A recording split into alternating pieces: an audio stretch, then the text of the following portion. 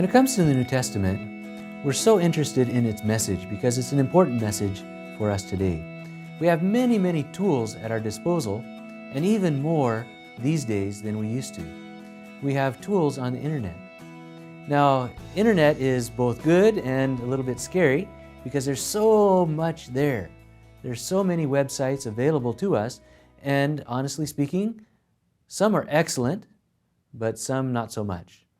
So I want to share with you today some of the websites that I found especially helpful for studying the New Testament.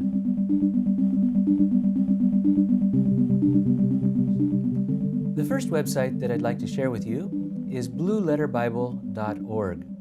When you navigate to the home page, you'll see right front and center the place where you can type in a verse reference. Now, Blue Letter Bible is especially useful for doing word studies. So if you're wanting to study a particular word, the best way to start is to find a verse in the New Testament that contains that word.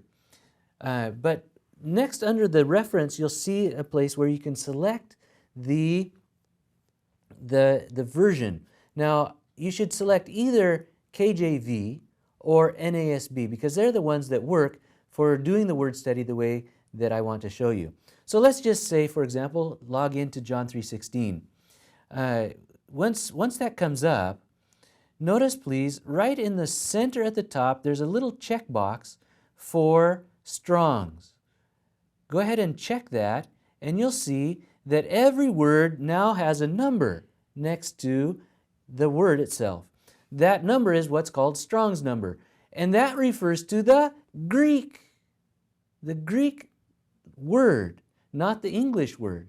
So you can now simply click on that word and it will come up. It will list all occurrences of that word. So if you're in John 3:16, perhaps you might want to study the word, for example, only begotten. It's G3439, and you simply click on that and up comes a whole bunch of information.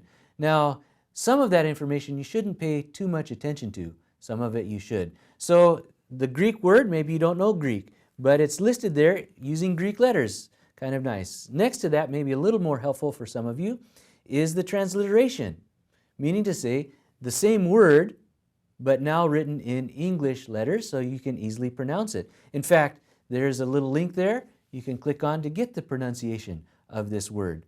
It tells you the part of speech and so forth. One word of caution: the outline of biblical usage. Don't pay too much attention to that. Why? Because this is what you're looking for to study it for yourself. If you just go straight to that, you might find some good information there, but you short-circuit your chance of discovery for yourself and even critiquing or correcting what you find there. In the same way, Thayer's Greek lexicon is there. Very, very interesting, but very, very outdated.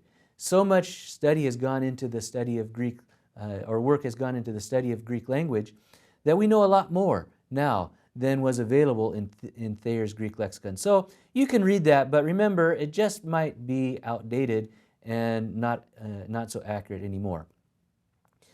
But below all of that, you can find listed all of the verses where our word occurs, and you can read them for yourself and decide how is this word being used. So that's basically it on Blue Letter Bible. But one word of caution: if your word is really common, it may go on to several pages, and you need to pay attention to that and click the links at the bottom of that page. The next one I want to share is, it's just cool.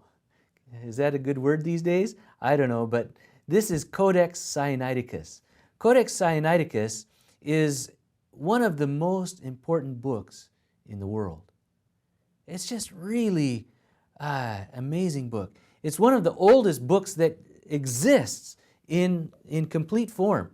It was written in the 4th century, or should I say copied in the 4th century, because it's the whole Greek Bible copied back in the 4th century. Copied, of course, by hand. So that's such a delight for us to see. And what's so great is the scholars have taken Codex Sinaiticus and they have photographed it, high resolution photographs, and they've put it online. So it's available for us to see. So if you're really into those old things, you can see the actual handwritten copy of the New Testament. It's really, really great. The next one is Septuagint.org. Septuagint, as you may know, is the Greek translation of the Old Testament. So this is helpful for understanding the New Testament because often the words that are used in the New Testament, especially for quotations or allusions, are coming from the Septuagint. So if you want to look up the actual Greek words of the Old Testament, you can come to Septuagint.org and you can find your verse there. The next one is NetBible. NetBible is netbible.org is a place where you can go to find the NetBible translation, which is a pretty good translation. I think you can use it with some confidence. By the way, don't confuse it with WebBible. I would not recommend WebBible for your regular use, but NetBible is a good one. But what makes it especially useful, more than the translation itself, is the footnotes.